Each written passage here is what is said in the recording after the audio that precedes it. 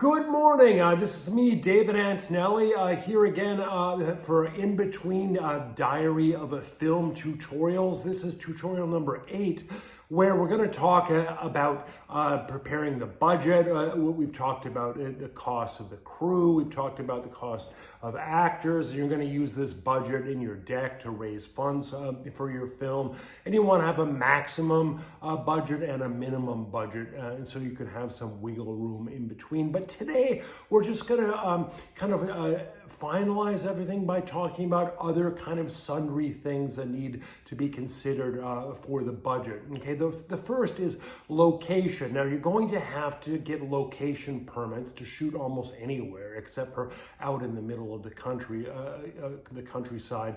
If you want to shoot in any major city, you're going to have to get location permits. You're going to have to search the web on how to get them. They're often over £1,000 just for a couple hours.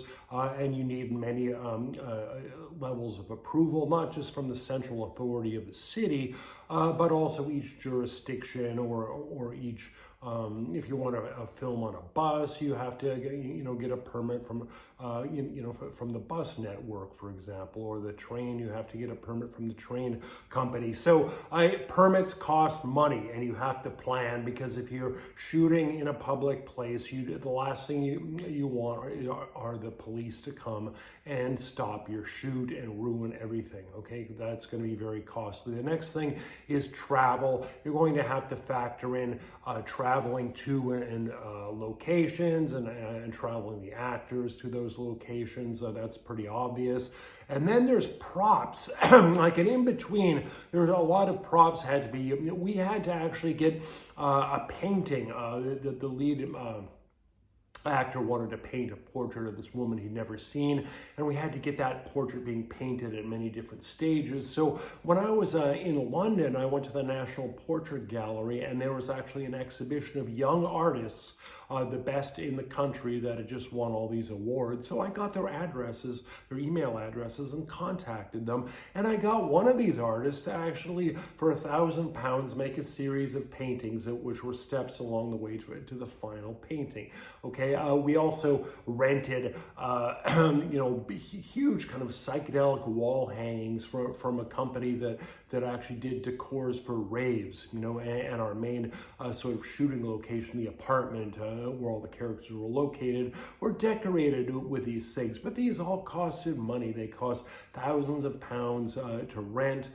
There's other costumes, like we developed a look for Jan, the lead actor in my film. We took him to the John Varvatos store in New York, and we actually together decided on kind of a look. We got kind of an olive-colored military jacket and some jeans, and that cost £2,000. That was expensive clothing. You don't have to go to the John Varvatos store, but you have to think about costumes as well and how much they cost and the renting.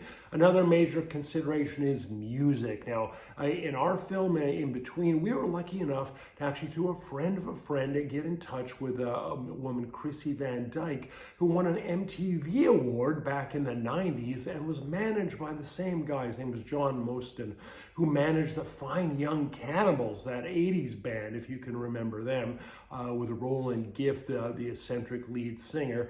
And he actually, we all worked together and we got a contract, and she wrote the music for the film, the soundtrack, and she performed. There was a performance in the film, and that was arranged by John, the manager, and it all worked out. But we had to pay money for all this, okay? She wasn't going to compose a soundtrack for nothing. There was also a song used by my friend's band. His name was Cyrus Lewis. He had a band called Manimal, and that song shows up in the film, and it's used for the trailer. Now, I had to pay Cyrus for that too. So you're going to want to have original music, because if you use music that's not original, you're going to have to pay rights, and if you don't have the rights, you can't show it at any film festival, okay? So you got to think about the music. There's also other things like insurance. You have to get insurance in case anyone, dies or gets injured on set. You have to get think about post-production. Are you going to edit it yourself, or you're going to pay an editor? That costs money. And then you have to think about marketing.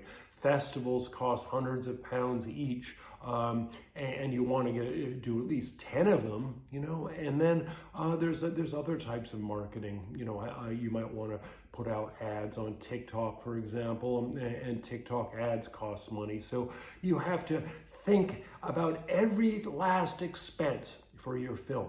Okay, every last expense, and put it into the budget. And that way you have a better chance of raising money, because people think, wow, this guy has his act together. He's thinking of everything. Okay, so that's the last thing I'm going to say about budget. And next week we're going to talk about how to approach investors with your deck. Okay, and then after that, we're going to take a break over the summer. I have a lot of traveling to do. And then when I get back in September, we're going to enter in all the stuff you have to do preparing for the film, the rehearsals, the location scouting, all of that kind of stuff leading up to the grand finale. So anyway, you can get Inbetween as a book on Amazon or anywhere else, an ebook or paperback. There's also my new novel, The Orphean, that came out in September. It's very modern. It's like Franz Kafka or Peter Handke, who won the Nobel Prize in 2019. I strongly encourage you to check it out. Anyway, thanks for listening, and I'll see you next week.